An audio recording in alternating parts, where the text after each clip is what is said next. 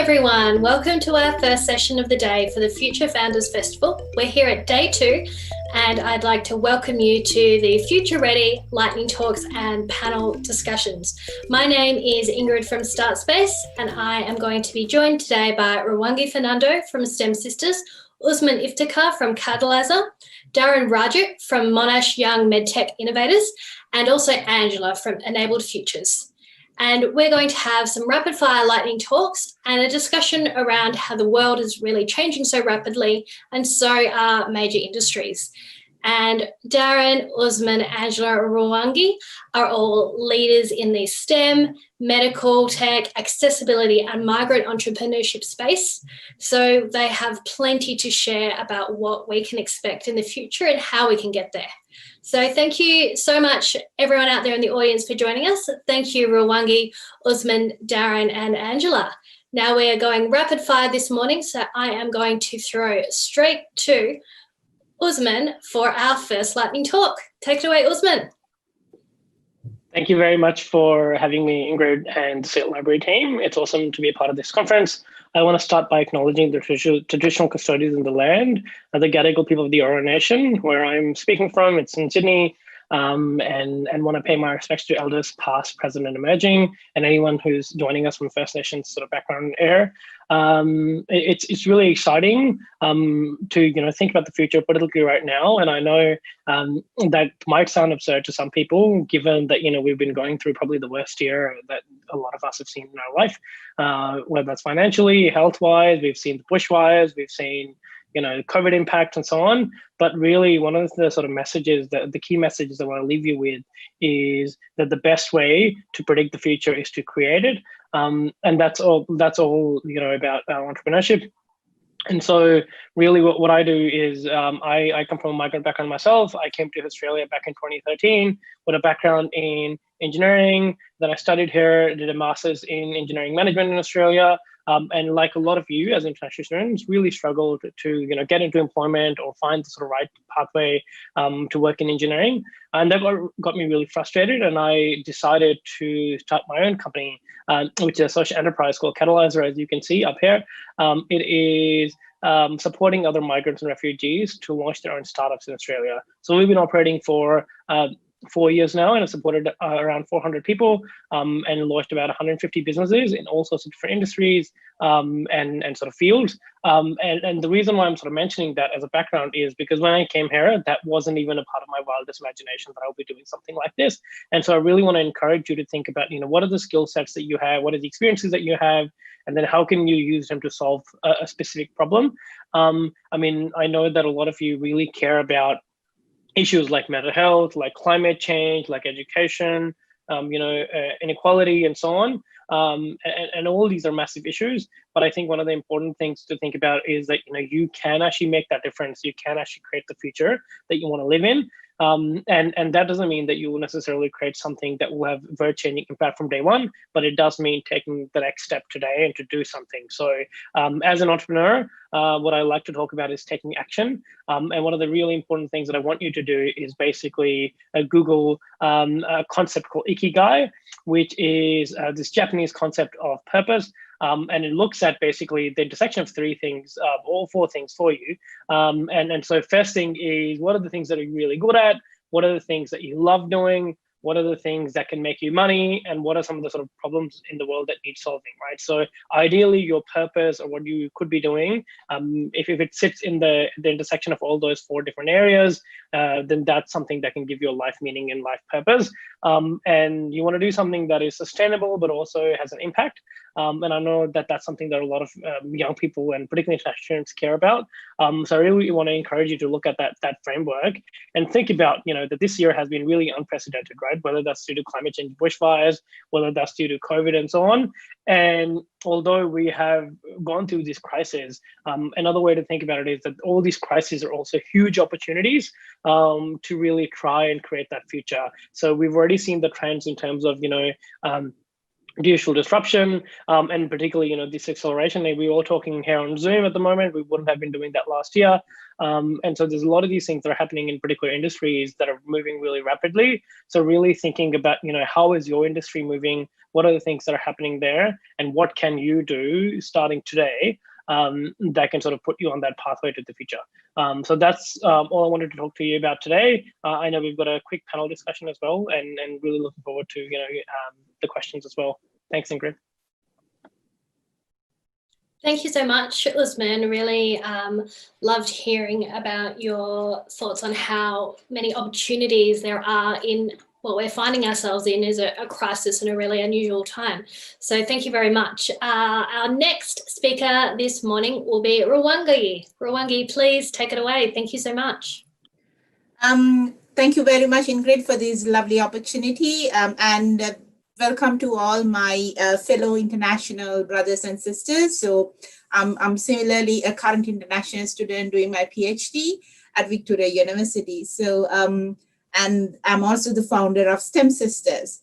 So STEM Sisters, I never had, it's kind of a wild dream. I never had anything to do with entrepreneurship ever in my life. I've been in a whole academic back home in my country, and I came here to pursue my PhD.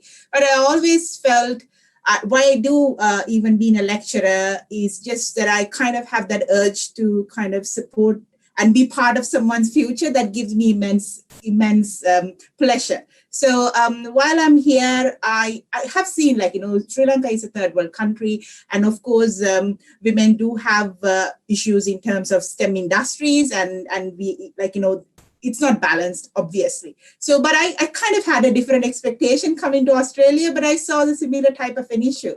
So I thought while doing my PhD, and then I have a few another familiar females who is in my research group, and we thought we would have like a small club join together just to be a little more proactive in our research work, and also getting kind of to the industry. And this is kind of where it all started. So this is very purpose driven, what the previous speaker was exactly pointing out, very purpose driven, and it was initiated in such a way. Now, after nearly 2 years, where we are is something so fantastic to be in. So just a small initiative started at Victoria University. I think we have gained certain popularity across Melbourne, and then we are trying to expand ourselves to other regions in Australia as well. So initially it was more about women in STEM, but now we are, because as we try to focus more on the industry, we understood that women of color or people with ethnicity or a kind of diverse impact on women is more, has to be discussed further. So because due to migration and due to international students, there is increasing population in this, and they're being exactly brought to this country to be purposefully being employed in the STEM industry. But due to their lacking on certain networking or language barriers, or maybe how they look, would necessarily doesn't give them that opportunity, and they're just, maybe they're happy doing something else, but this is not helpful for the Australian economy, neither for them. So there's sometimes brilliant scientists, engineers, doctors being brought from abroad to be purposefully used to develop this economy, but not necessarily they are being employed in this domain. So we are trying to fill that gap. So we are with a very specific purpose. So we are not providing them any technical, technical education or anything as such, because I believe they're having that all that technical skills that they need, and also even international students who are other main segment which we are trying to support, is they're also being provided education from these Australian universities, which is excellent, but they're finding transition issues because they have challenges as such as during the part-time time that they have, they cannot really work in the industry, finding that is a huge gap opportunities. And even during post study, due to the visa restrictions, they don't necessarily get employed in their domain. So this is something that we need to discuss. So we are trying to be advocating about these concerns and also giving them an opportunity. So we have series of different initiatives that we have. So we have a specific dedicated LinkedIn group where we share only opportunities in STEM, because that's what we see, awareness of opportunities is a key, something missing, the network aspect. We used to have a lot of face-to-face events, but we are not necessarily doing that much these days due to the COVID scenario. Plus, we are shedding light on successful STEM women, because it's very important to see, to believe it, that you can achieve it. So there are who have somehow with the greatest struggle made it through. So we are going to share their stories so that you kind of know this is a hard time. Like, being an immigrant you would have a challenging time, but there'll be definitely light end of the tunnel. You need to kind of pursue yourself, be connected, and then you'll definitely progress. So these are some of our work, and myself and all of the other girls and men who are being part of with us are volunteers. So we warmly welcome you to be part of our group, and that's it for me. Wonderful. Thank you so much, Rwangi, for teaching us some more about your STEM Sisters community. And one part that really resonated for me there at the end is the concept of role models and encouraging people in leadership to get out there, and for other people in the community to have people there who are role models, who are like them, and they can see their success and have those same dreams realised too. So thank you very much. Our next speaker is Angela from Enabled Futures. Over to you, Angela. Thank you, Ingrid. So about 10 years ago, I think it was 2009, a day in July, I was sitting outside ANU, Australian National University, and then waiting for a friend. And I look up at this Australian national flag. For that moment, I was like, is this real? Am I actually studying in Australia now? So I came to Australia 10 years ago as an international student, like most of you today. I have to say it is a very challenging experience. You're going to be facing a lot of challenges and sometimes loneliness. You're away from home, away from your family and friends. I understand that all. So the thing is, this is also a great opportunity because you are moving forward to this step, sitting here even further, a bit more. For this conference, it means you are someone has encouraged. You're a really brave person, and this is opportunity for you to making change happen and thinking about what you're going to do with your study time in Australia, what kind of change you can make it happen. So my name is Angela. I'm the founder of Enable Futures. What Enable Futures does is we bringing students overseas to learn about disability and aging. So this is actually a good time to talk about disability and aging now, because people start to notice there are so many things that are failing in our system that needs to be fixed. People actually dying from the system's issue, which no one wants to hear before. So what Enable Futures does is helping you to see this a problem, and then we're solving that problem. I can give you one example. Basically is, what does entrepreneurship to me is, I'm sitting here, I saw there's something happening there. I just can't handle. I just can't let it happen. Therefore, I'm moving forward to make that change happen. So this can be something related to gender, can be education or climate change. And my choice was disability and inclusion, also for aging. So what I do is, I realize in my early start age, I realized it's just me and my business partner. We cannot talk to everyone in the world and say, hey, do this or try to do this or make this change happen. Therefore, we're moving our strategy to creating younger change agents, people like you.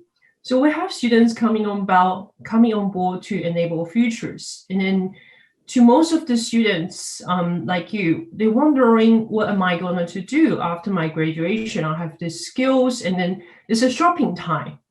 So we take them to the shopping mall and say, hey, you can probably buy this. We don't force them to buy, but this is experience. You can try that. And that is about disability and aging. So students fly overseas with us. It's a very tough 2 weeks time. Everyone complains about it, and they loved it at the end. So students actually have this opportunity to learn about disability and aging, to see that it's not about, oh, the poor thing, let's give them $2 and make their day.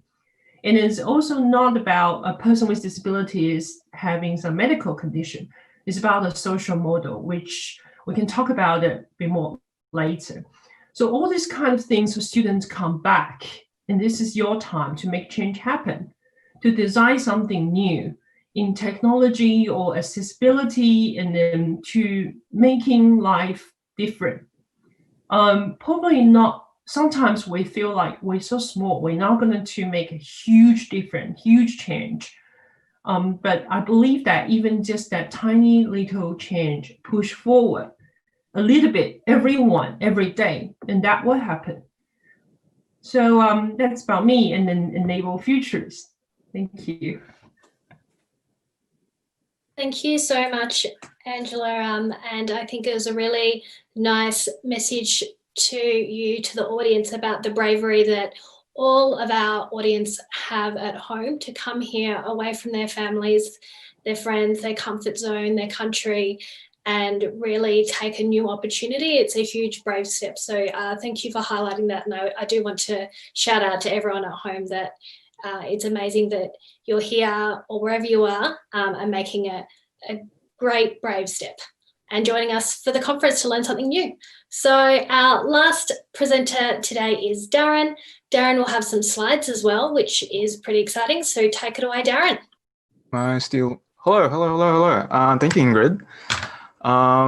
First of all, I'd like to take the opportunity to recognize the privilege I have here to be able to do this in the first place, and also recognize that the privilege that comes from being able to do this sort of stuff comes with a certain sense of responsibility. So to everyone watching, hello. That's all the languages I can find a toilet in, but that's the extent of how much I know about language. But my name's Darren. I'm a proud Malaysian. I was born off in Sarawak off the coast of Borneo, and I've been living in Melbourne for around 7 years now. In practice, I usually wear a bunch of hats. I'm a biomedical undergrad at Monash University. I also work part-time as a mechanical engineer at a medtech consultancy called Imbitech, and I'm also a product manager and product lead at Monash Health, where we're developing an app to essentially prevent kids from being misdosed during a pediatric emergency.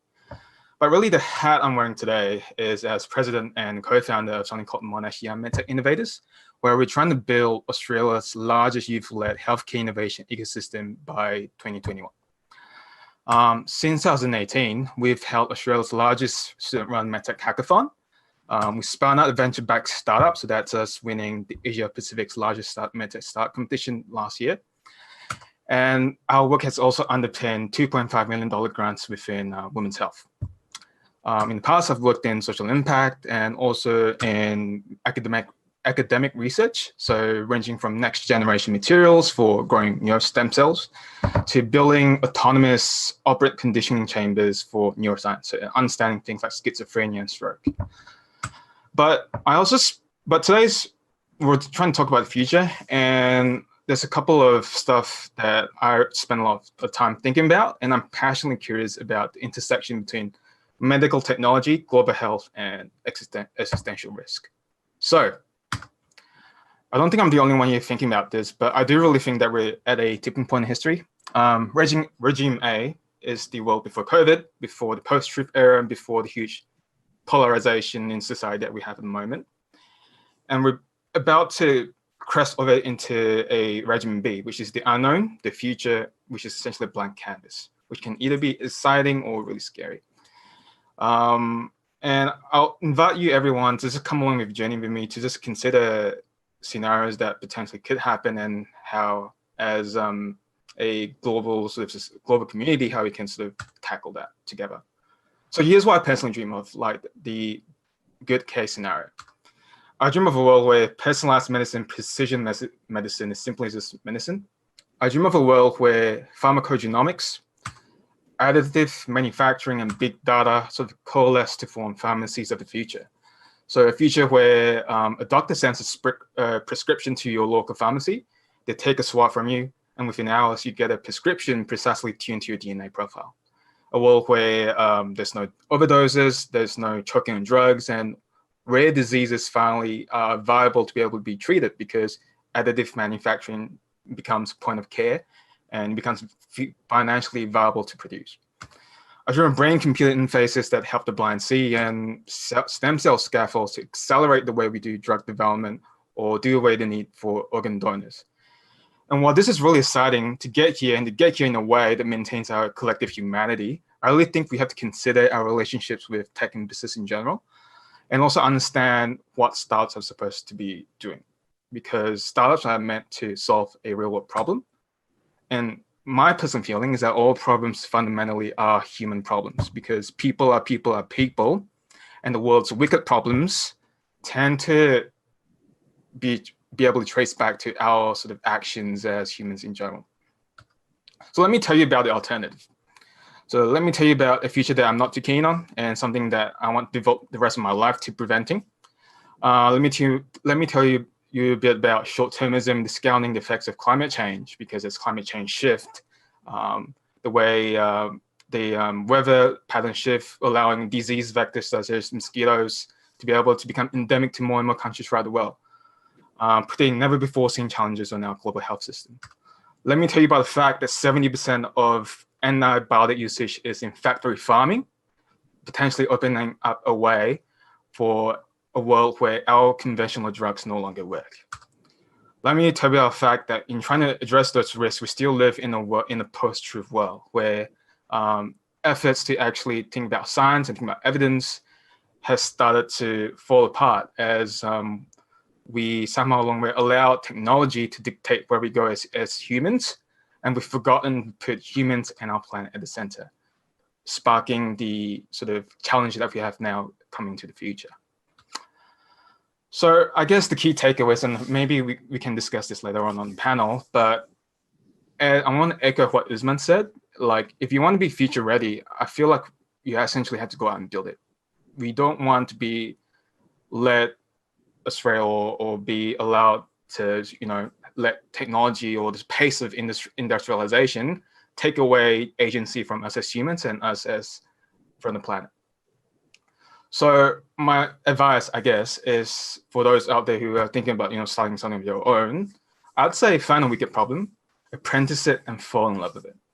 And somewhere along the way, things will emerge. And when you feel that you have an idea that you want to pursue, you will definitely know, because you will be frustrated, you will be angry, and you would be lying awake at night, being frustrated with it and being angry that no one has tried solving it before. That's all I have to share. And I'm really interested to just, talk about this further during the panel. So thank you. Thank you so much, Darren. That was great. I think it was a really important thing to call out then, to talk about humanity and to bring humans back into the center of what we all need to address. And of course, technology is going to help us in the future, but we really need to think about helping people and what people need. So thank you everyone for those talks. Now I'm going to kick off a Q&A with our expert guests, but I would like to invite our audience at home to get involved. So please head to slido.com and pop a question in there with the event code Future Founders Festival, and we will hopefully get to some of your questions throughout this session as well. Awesome. So fantastic presentations, everyone, and we went to a lot of places around entrepreneurship, around medtech, around STEM and leadership, and also accessibility and inclusion. So a huge really breadth of topics, but there is certainly themes that align across all of your areas. And I think one thing that we can talk about in alignment is challenge right now. We're in this post-COVID slope down into the new regime B that Darren outlined for us. So can you tell us what is the biggest challenge in your field at the moment? Can I go with Usman first? Thank you, Ingrid. Thanks for asking that question. I would say, I guess the biggest challenge is uncertainty.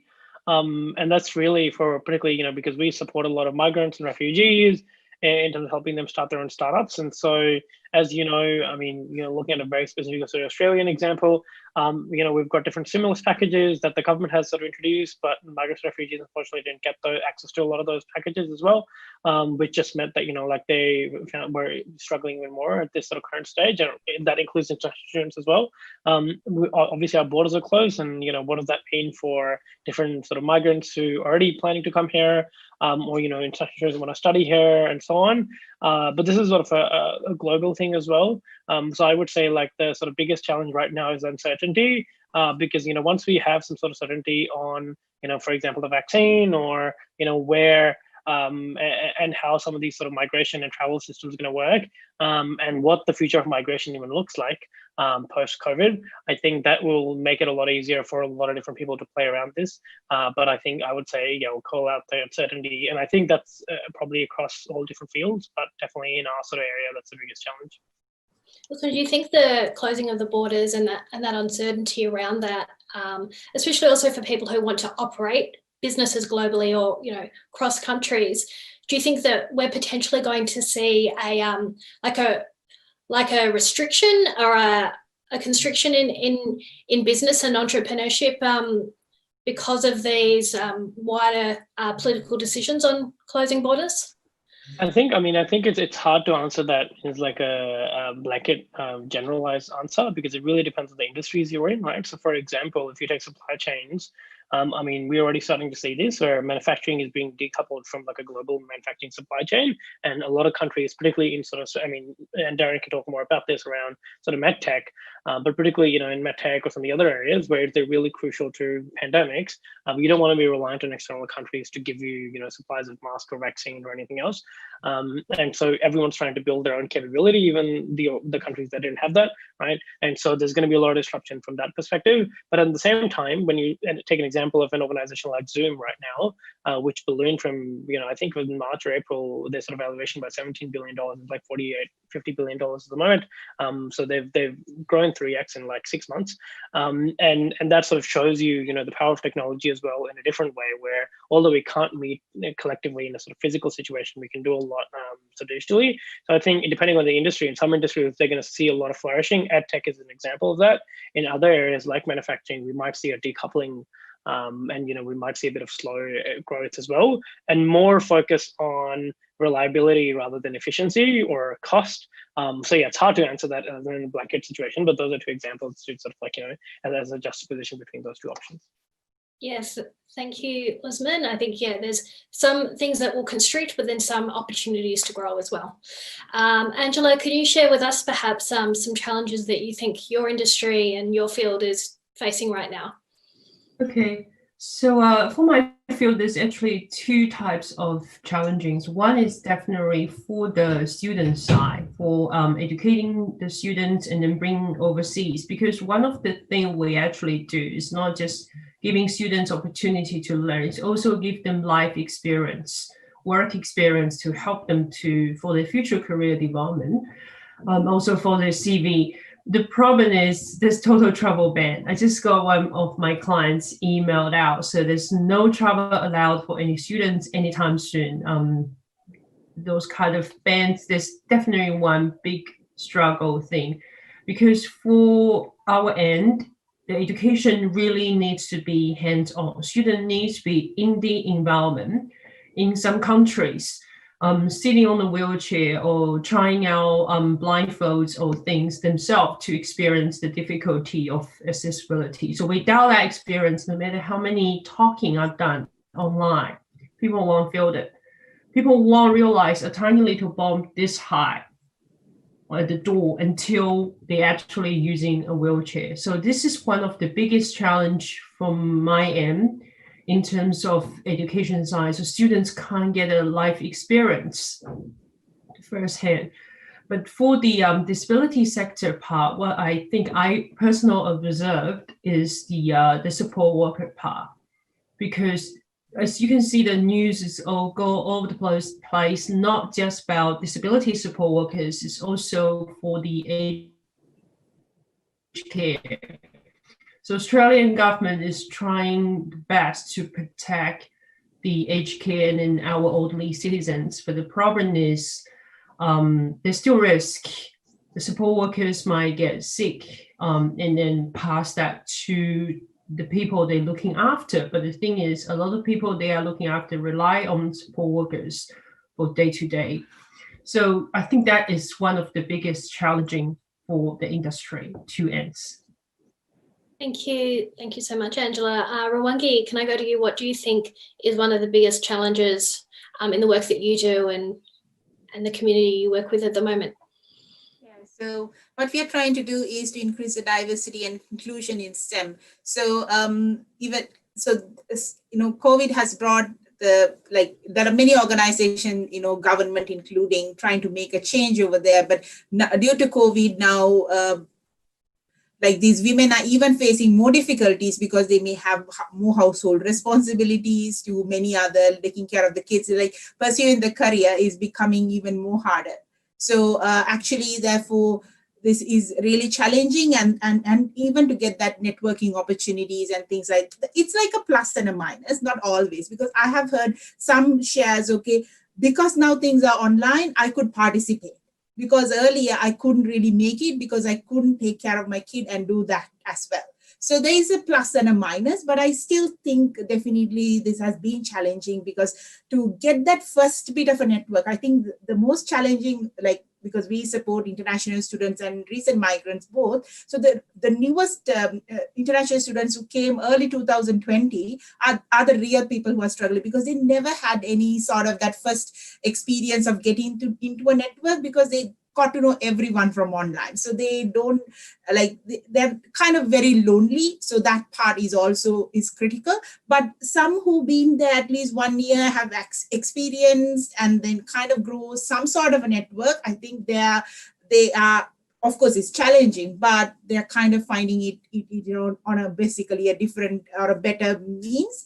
So there are pros and cons about it, but I think definitely the recent statistics shows even the pay gap is been increased from men to women during the COVID season, because even I think people are focused on getting the productivity side of things, and that kind of focus is there from the industry. So these are challenges for women in STEM. So we have to quite work hard in terms of, because we are working towards closing this, pay gaps and gender gaps and then inclusion and all of that. But this is definitely an impact. But I think we have to be creative in finding solutions. So not that we can, focus on what went wrong, but this is what we have to deal with. So therefore we just have to find a creative way to overcome the challenge. Yes.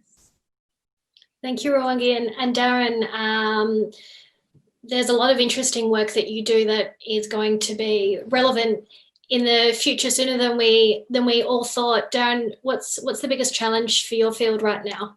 Well, so my work with MIME straddles both youth-led organizations and healthcare. So from a youth perspective, I'm very concerned about the social isolation that we've been experiencing for the past year. I've been basically doing online uni for a year now. And I think the sort of mental toll of, working alone for so long will probably have lasting effects for the future. But that's from a youth perspective. And I also found that a big problem that we found when we started MIME was trying to address the fact that lots of students and lots of young people, there's a bit of apathy towards change, because some people feel that they either don't know how or don't know where to go to find places to pursue their passions, and then essentially just go into linear pathways that don't fulfill them.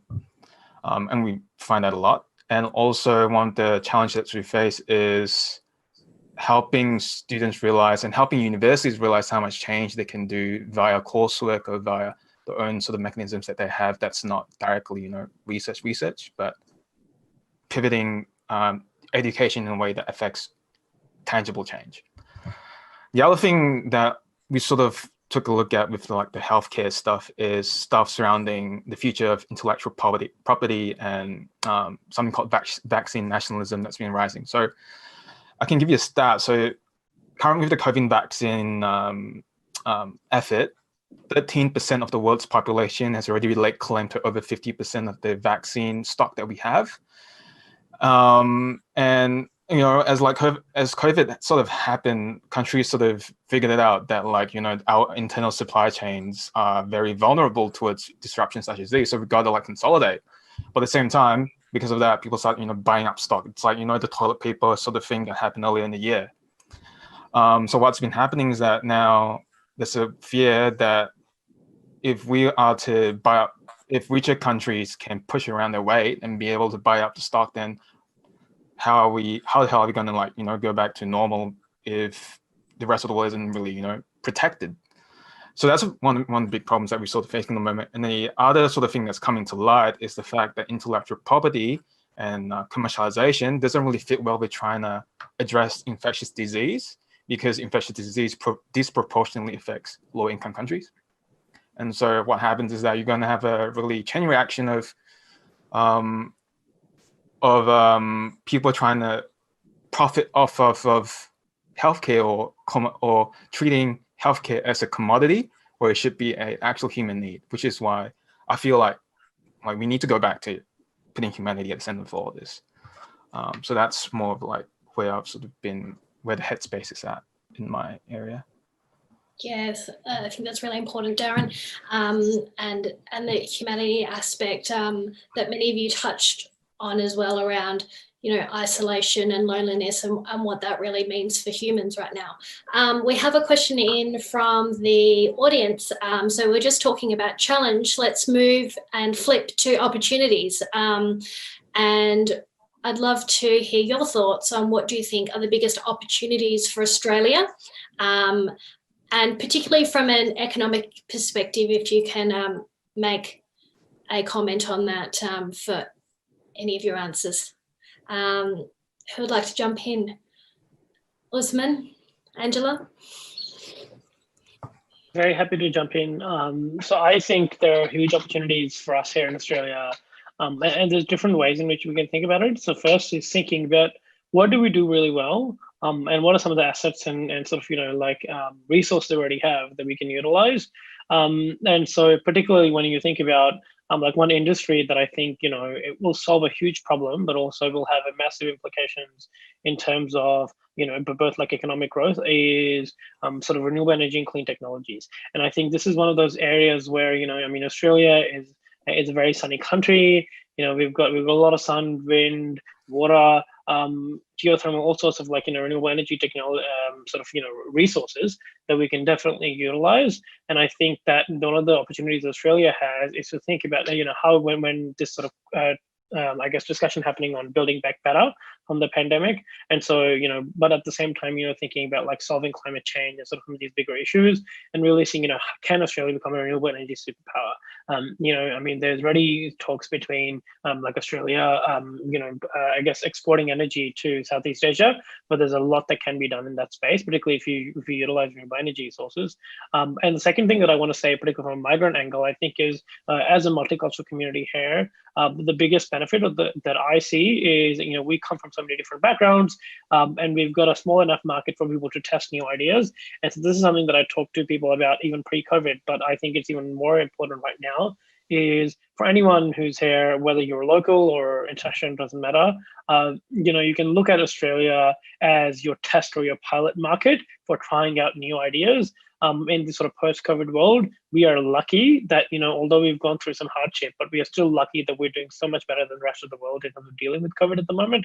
And we're going to be hopefully coming out in a much better shape, you know, by Christmas. And so, you know, you can really try and test these new ideas that you have of what the post-COVID world looks like. And in Australia, with different communities, with different sectors and so on, and then think about how can you scale them globally, you know, in this sort of post-COVID environment. So really, when the world is really focused on, you know, dealing with the health crisis, dealing with, you know, a lot of the other problems that are happening right now, we can, you know, because we've got that advantage of, like, you know, we've dealt with COVID relatively successfully. I would say that, you know, we can really jump on the economic opportunity and probably try to create some of those new initiatives, new startups, and new solutions that the rest of the world is actually going to need. Amazing. Angela, you're on mute. Sorry, that was a bit noisy in the background. Yeah, I think this is actually the time it's really uncertain. Everyone is feeling that way. We don't know what's going to happen tomorrow because, being honest, last year this time I wouldn't expect this will happen. It's the terminology called black swan. I'm not sure if people have heard it before. So long time ago in UK, people only see the white swan. So we assume that all the swans are white until one day they discovered that there's actually black swan in Australia. That totally changed the game and changed expectation and everything. So after that, people using black swan to refer to those things that you wouldn't expect it will happen. But when it actually happened, the game is not the same anymore. So this is the thing. I think for the younger generation, it's time to think about what is your future going to be like? How is the world after COVID? Will it back to the normal we had before, or is it going to be a new normal? It's time for you to grow your new ideas. Amazing. Thank you.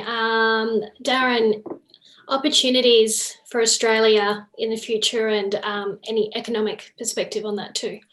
Yeah, so I guess when we started Miami, we did a whole systems mapping of the healthcare innovation ecosystem in Melbourne and also broader in Australia. And there's one thing that Australia is really good at is research, like world class. Like Melbourne itself has a really good established pipeline for drug development and biotech. And I work at a place called Invitech, and we work lots of work in high-tech manufacturing and diagnostics and cell therapy and product development. And I really do feel that Australia's potential in translating research should be really part of the national agenda. And I think more funding should be given towards understanding how might we sort of translate that knowledge into actual products for the world.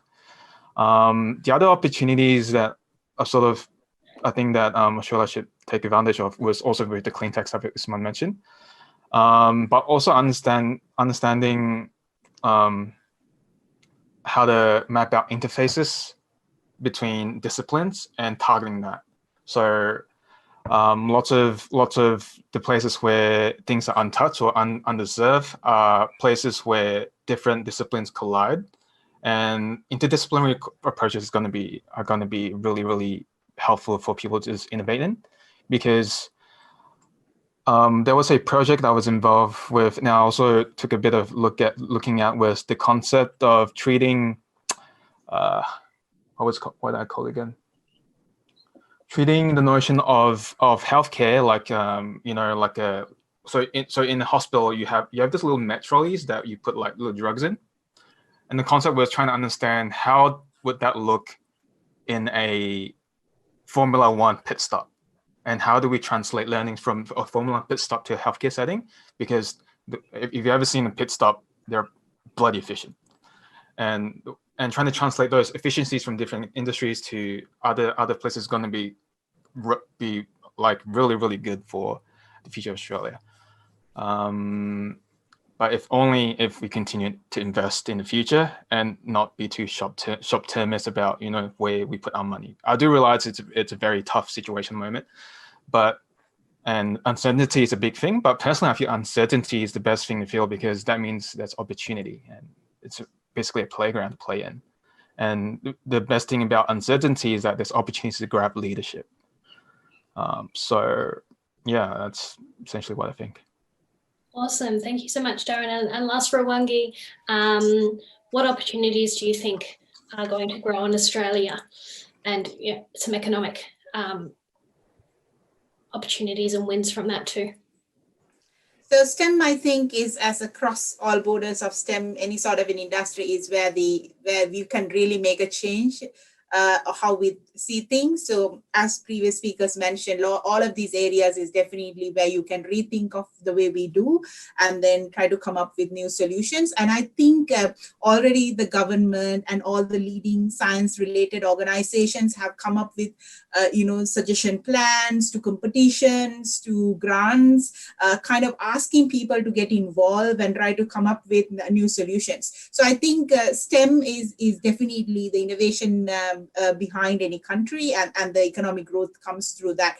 And for that, the key player is the diversity. So having more different people with different mindset, different cultural background is where the innovation, it's not just to benefit with someone from a migrant background, it's actually really adding value to the product or the service or the new initiative that you're coming across. So definitely, I think this is a wonderful opportunity in that perspective, because everyone is trying to, see it from a different view. So in order to do that, you need to have a very diverse kind of a workforce with all these experience coming in.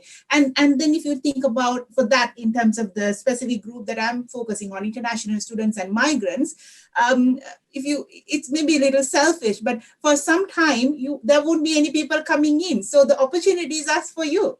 Right. So you need to step up your game and showcase what you have and really thrive at this time, because you are being given an opportunity with less competition in a way, because others cannot come in, and the organizations do know that you cannot hire from some other place, maybe even from another state at this moment, because there is restriction. So I think really you have to really focus the positive side of things and really brand yourself well, improve your personal branding, showcase what you can, use social media networks like LinkedIn, really showcase, get into networks, get to know people, and put yourself out there, because this would be like a wonderful stepping stone to start your bright future.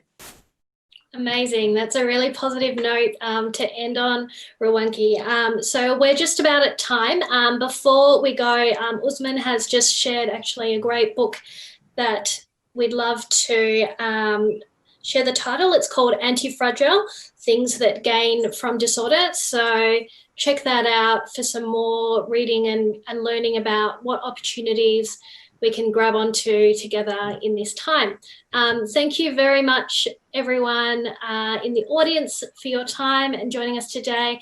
Darren, Angela, Usman, Rwangi, I really enjoyed your presentations and really appreciate all of your insights and everything you've shared today. And I think the audience at home have had heaps of value out of that.